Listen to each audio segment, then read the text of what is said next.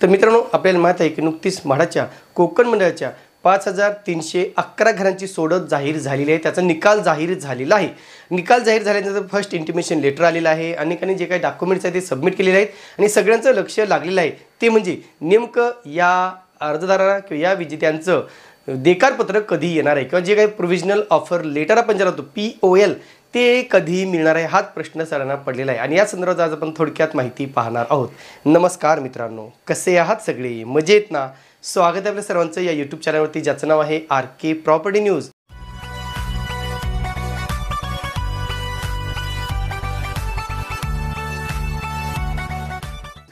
तर मित्रांनो, जे काही कोकण मंडळाची 5311 घरांची लॉटरी आलेली आहे, लॉटरी जाहीर झालेली आहे, विजेत्यांची नावे घोषित झालेली आहेत आणि तो सोहळा तुम्ही लाईव्ह बघितलेला असेल।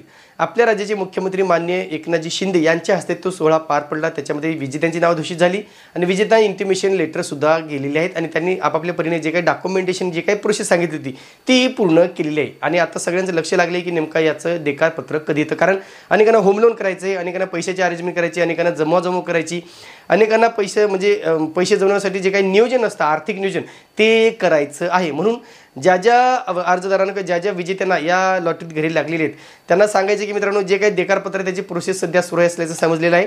लवकरच याचे देकारपत्र रिलीज केले जाणार आहेत। त्याचा आचारसंहिता किंवा इतर गोष्टीशी काहीही संबंध नसल्याचं समजलंय आणि म्हणून जे काही देकारपत्र आहेत, अनेकांना असा प्रश्न पडला होता मित्रांनो की आचारसंहिता जाहीर झाल्यानंतर देकारपत्र मिळतील किंवा नाही, किंवा इलेक्शनचं शेड्यूल जाहीर झाल्यानंतर त्याचे देकारपत्र मिळतील किंवा नाही, असं अजिबात नाही आहे।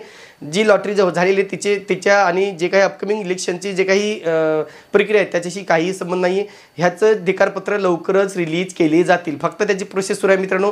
आणि ते सध्या अनेक कर्मचारी इलेक्शनच्या कामामध्ये असल्यामुळे BLOच्या ड्युटीला किंवा इतर कामामध्ये गुंतले असल्यामुळे कदाचित त्याला थोडाफार उशीर लागत असल्याचं सांगण्यात आलेलं आहे।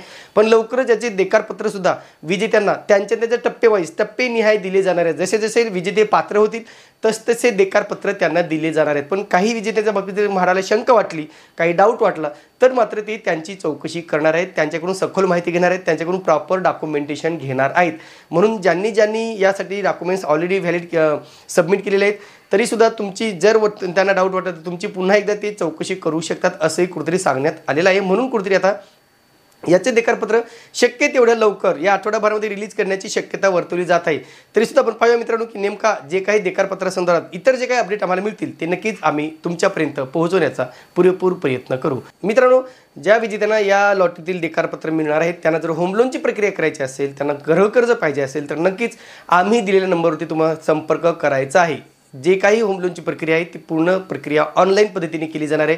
तुम्हाला कागदपत्र घेऊन इकडे तिकडे धावपळ करायची गरज नाही आहे किंवा कागदपत्र घेऊन खेटे मारायची गरज नाही आहे। म्हणजे तुमचं जे काही ऑनलाईन लोनची प्रक्रिया आहे ती मात्र पूर्णपणे ऑनलाईन केली जाणार आहे। डॉक्युमेंटेशन ऑनलाईन असणार आहे, व्हेरिफिकेशन ऑनलाईन असणार आहे। म्हणून दिलेल्या नंबरवरती तुम्ही संपर्क करा आणि होम लोनचा लाभ घ्या। तुर्तास मित्रांनो इथेच थांबतो, पुन्हा भेटूया एका नवीन व्हिडिओसह। तोपर्यंत आपली रजा घेतो। धन्यवाद।